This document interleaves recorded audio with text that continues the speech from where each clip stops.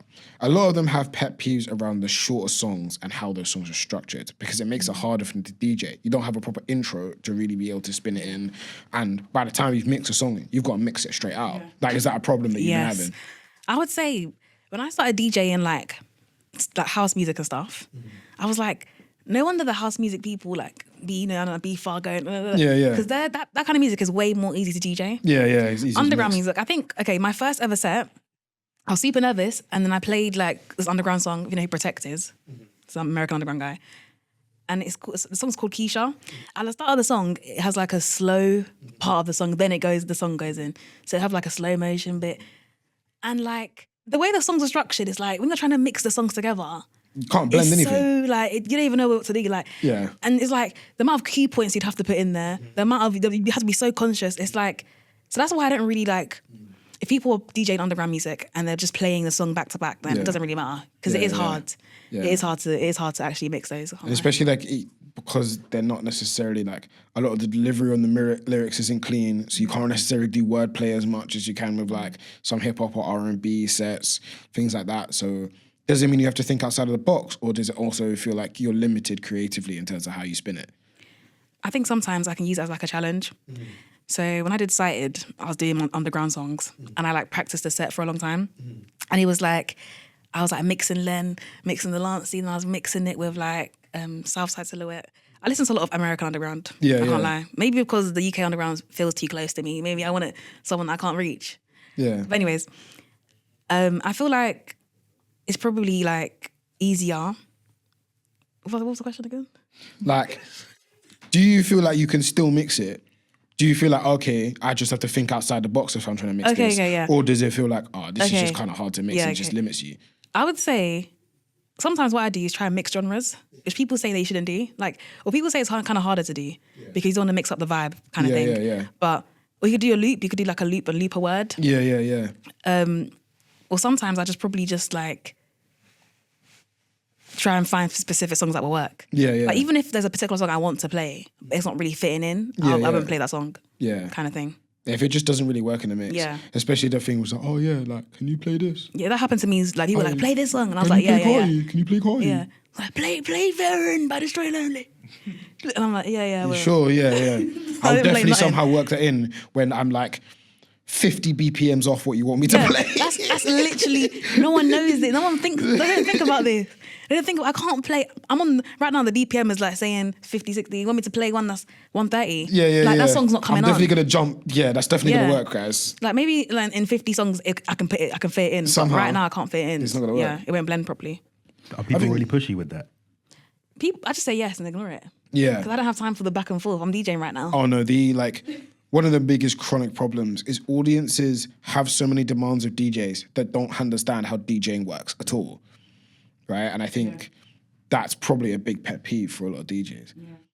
My pet peeve is just like people crowding me because I kind of like need space and I need to like see what I'm doing. Especially random people that think they could just touch the decks for no reason. I think, I'm not going to say that, but people will like plug this in and unplug this, or they'd be like, use this way, or like even change, because you know how on Serato you can choose how you want your sound waves. You want to set up, and I'm used to them going vertical. Someone will do horizontal, press this, they do I'm like, stop touching my... I've set this up. I know what I'm doing. Yeah. I think an interesting way to end this, because you said you listen to a lot of American underground. Do you guys have any like favourites in terms of American underground specifically? I've got a couple personally. Current ones. I don't know. I don't really listen to American current ones. I've actually stopped listening to American. Not even just current ones, just across all of time, like. All of time? Or just there as much as you've been listening to any of them. And I always say, wait, because I have a lot of, I really do like, I don't know if I'm saying it right, but this is the Carti before Carti. The people don't actually understand. And this guy is probably the guy that influenced Carti. Thoban Fanny. Yeah. Cold. I'll say Uno was probably starting up with Carti as well and just didn't take off like with Carti. And then I would say, obviously, Autumn Summers deserved their praise for, Can, all them guys. Because when Plug and B was really big, they were what an era. No one really, that was something, yeah. And then as of right now, I'd say the UK is kind of taking it right now. Yeah. But then I would say for Americans, Protect is really good. I'll say I kind of like, because honestly doing underground as a girl, I feel like it's really important to show the female influence and genuinely that Because when I listen to all these music, I wasn't thinking I'm doing it because I want to be cool for guys. This is me, my genuine music taste.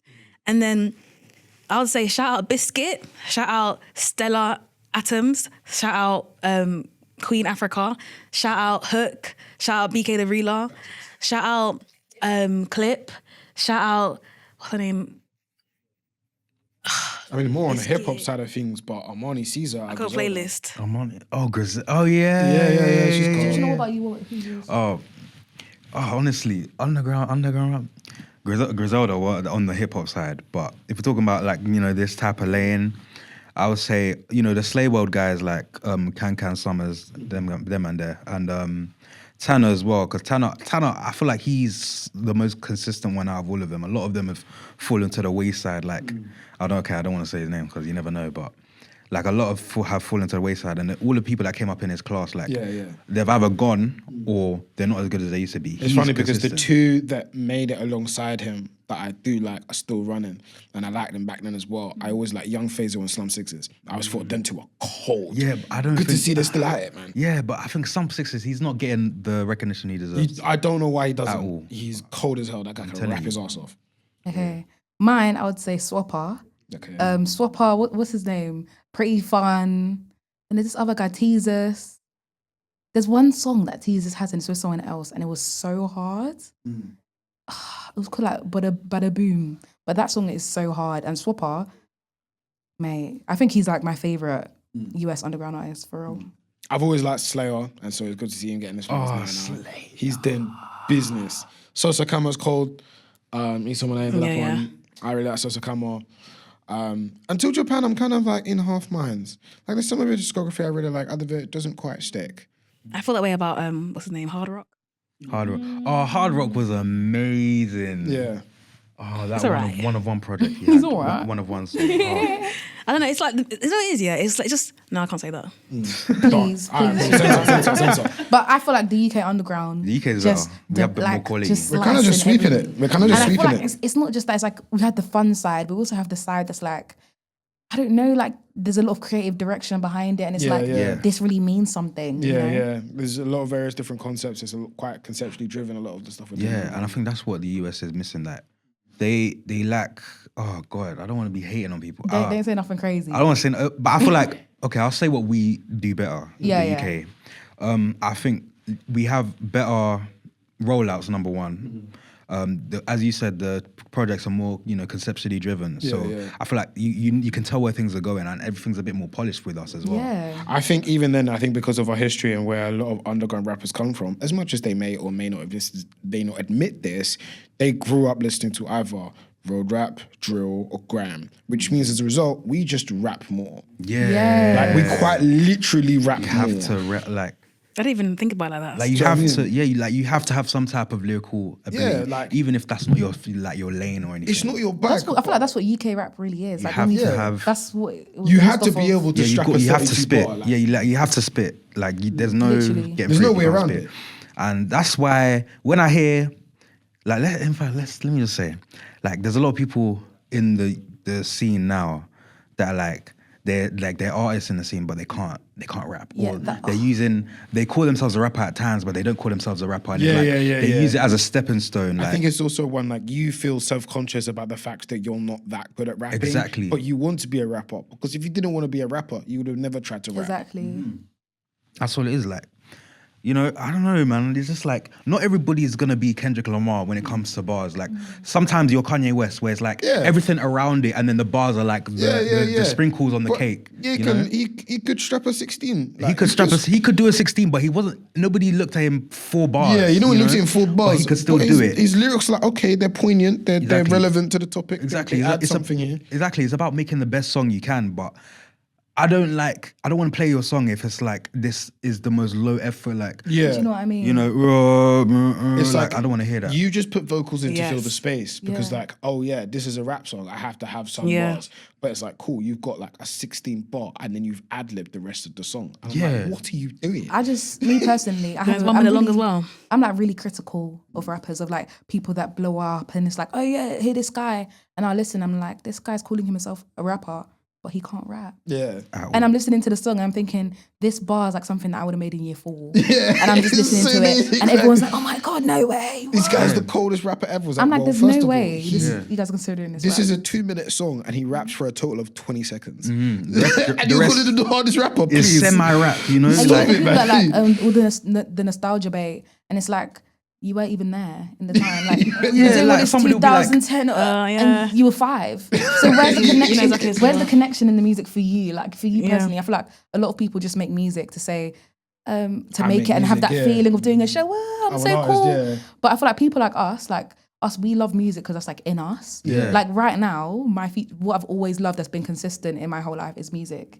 'Cause that's what I love to do. But other people, their motives are a bit different when it comes to making music. Yeah. like music, it feels like in my mind, I know it's not all I have, but it's like I have this all you sense. want. It's all I Yeah. want. Like I have this insatiable desire to make more songs. Many times I've wanted to quit, but I just keep wanting to make a song. Yeah. And I like, you can tell in the music when it's not intentional, you know? You can tell when somebody wants to make music because they want to live a rapper lifestyle. Like me, I hate the club. I hate the club. I hate the club. I hate talking to people. I hate, like, not that I'm saying I'm having a terrible time. But like, No, but I'd like, rather not if I could be. Like, It's just more like, I'm just I'm not Yeah. shy, but I'm like, I rather, you know, keep Introvert? it cool. Like, you know, you could say more introvert. introverted. If I'm comfortable, I'm, you know, but yeah, so you can hear it in the music when it's not, oh, I want to be the best artist I can be. Yeah. Sometimes you can just hear it when it's like, oh, I want girls. I want to go to the show and get VIP. I want to chill in the green room, you know? Because a lot of people, they even skip that step and just start doing, you know, they'll stand next to the rapper and just, you know, sneak their way into the green room and just try and, you know? So it's those just are like, the actual groupies. oh, Yeah. those are the Those actual are the real groupies. It's not the people sleeping with the rappers. No, it's the guys it's next the to the man rapper. it's the, oh yeah, but he's my boy, and you've been following him around, touring 5 different cities. done Exactly. nothing but sitting in the green room, drinking yak. Yeah, that's what I'm saying. Just to say you were there. And I get it if you're supporting your boy, but like, you know, what do you do? What do you Sometimes you do? don't want to just cheer. Sometimes you want to be, you know, on the pitch. Yeah, exactly. Like, You why am I don't cheerleader? want to be on the bench. You want to play. But yeah, what was I saying? Yeah. So you can hear the music when it's intentional. Sibo, Blair Babies, insanely intentional. You know, Ghana Must Go, insanely intentional from that.